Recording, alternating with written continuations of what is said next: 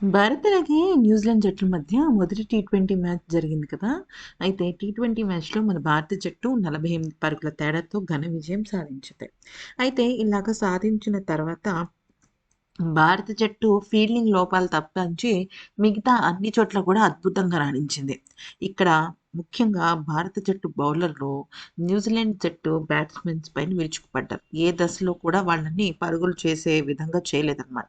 So, ఈ క్రమంలో చూసుకున్నట్టయితే భారత్ అలాగే న్యూజిలాండ్ జట్ల మధ్య రేపు అంటే శుక్రవారం నాడు జరగబోయే టీ20 మ్యాచ్ విషయంలో చాలా పెద్ద సస్పెన్స్ నెలకొంది. అయితే న్యూజిలాండ్ దిగ్గజాలు మాత్రం భారత్ విషయంలోనూ, న్యూజిలాండ్ విషయంలోనూ షాకింగ్ కామెంట్స్ చేశారు. మొదటగా రాస్ టైలర్ మాట్లాడుతూ ఏమన్నాడంటే, "ఈ సిరీస్ చాలా ఇంట్రెస్టింగ్‌గా మారబోతోంది. వన్ డే సిరీస్ ఎంత ఇంట్రెస్టింగ్‌గా ఉందో టీ20 ఇంకాస్త డబుల్ ఇంట్రెస్టింగ్‌గా మారబోతుంది. అయితే ఈ టీ20 సిరీస్ కూడా ఎవరు గెలుస్తారనే విషయం పైన నేను ఏది ఖచ్చితంగా చెప్పలేను. కానీ భారత్‌కు గెలిచే అవకాశాలు ఎక్కువ. యువ ఆటగాళ్ళు ఎప్పుడెప్పుడు ఆట ఆడాలా అన్న కసితో ఉన్నారు. రెండో మ్యాచ్ ఎవరు గెలుస్తారు, మూడో మ్యాచ్ ఎవరు గెలుస్తారు, ఈ జోస్యాలేవి నేను చెప్పను. కానీ నేను ఒక విషయం చెప్పాలనుకుంటున్నాను. ఏ చిన్న పొరపాటైనా సరే ఇరు జట్టులో ఎవరు చేసినా కూడా అది భారీ మూల్యాన్ని చెల్లించుకునే విధంగానే మారిపోతుంది. సో, ఖచ్చితంగా ఒళ్ళు దగ్గర పెట్టుకొని ఆడాలి అని చెప్పడంలో ఎటువంటి సందేహం లేదు. కానీ నాకు భారత జట్టులో సూర్యకుమార్ యాదవ్ అంటే చాలా ఇష్టం. తన కెప్టెన్సీ చాలా కామ్ అండ్ కంపోజ్డ్‌గా ఉంటుంది. కొంతమంది కెప్టెన్‌లు చాలా గాబరా పడుతుంటారు. హైరానా పడిపోతూ ఉంటారు. కానీ అటువంటివి ఏమీ లేవు. ప్రెషర్‌ని తను ఎంత నీట్‌గా, చక్కగా హ్యాండిల్ చేస్తాడనేది కెప్టెన్‌గా ఉండాల్సిన ఫస్ట్ క్వాలిటీ అని చెప్పగలను. అంటూ రాస్ టైలర్ వ్యాఖ్యానించాడు. ఇక బ్రెండన్ మెక్‌లమ్ వ్యాఖ్యానిస్తూ ఏమన్నాడంటే, "నేను వన్ డే సిరీస్ జరుగుతున్నప్పుడు కూడా చెప్పాను.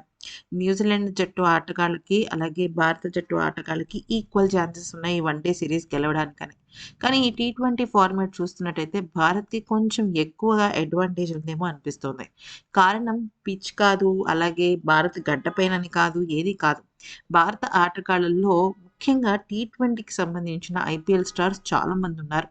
వాళ్ళలో అభిషేక్ కానీ, అలాగే రింకు సింగ్ కానీ, ఇంకా చాలామంది ఆటగాళ్ళు దేశవాళీ క్రికెట్‌లోనూ బాగా రాణించిన ఆటగాళ్ళే, అలాగే ఐపీఎల్‌లోనూ బాగా రాణించిన ఆటగాళ్ళే.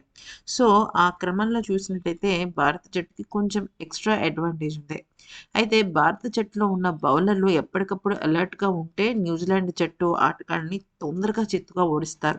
సో, న్యూజిలాండ్ జట్టు ఆటగాళ్ళు అప్రమత్తంగా ఉండాలి. అలాగే భారత జట్టుని ఓడగొట్టాలి అంటే మాత్రం పక్కా ప్రణాళికతోనే బరిలోకి దిగాలి. ఎందుకనంటే భారత జట్టు అంత ఈజీ ఏం కాదు.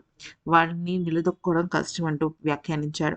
ఇక ఆ తర్వాత కెన్ విలియమ్సన్ వ్యాఖ్యానిస్తూ ఏమన్నాడంటే, "ఈ టీ20 సిరీస్ అనేది న్యూజిలాండ్‌కి, అలాగే భారత్‌కి ఒక వరం లాంటిది. ఎందుకంటే టీ20 వరల్డ్ కప్‌కి ముందు ఇటువంటి ఒక సీరీస్ ఇంత దగ్గర, ఇంత షార్ట్ స్పాన్‌లో ఒక మంచి ద్వైపాక్షిక సీరీస్ జరుగుతోందంటే ఇంతకు మించిన అడ్వాంటేజ్ ఇరు జట్లకి లేదనేది నా అభిప్రాయం.